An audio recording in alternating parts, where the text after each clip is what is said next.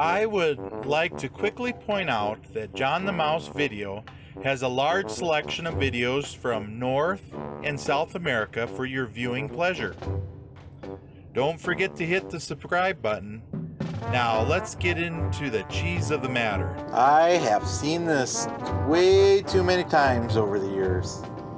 It doesn't matter if you're going the speed limit or a little bit over.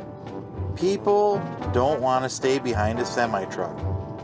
They will take chances that will make cops go to their loved one's house to give them the bad news.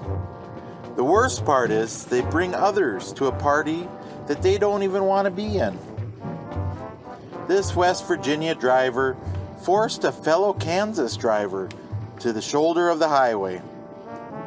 As you will see from the footage, the rapid increase of speed to the speed limit. What did the person gain after a couple of passing lanes in a town?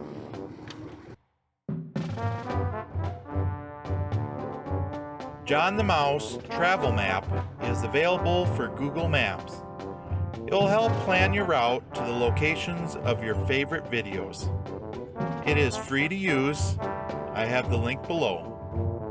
Please visit the playlist tab for videos that I have sorted for you. Don't forget to hit the subscribe button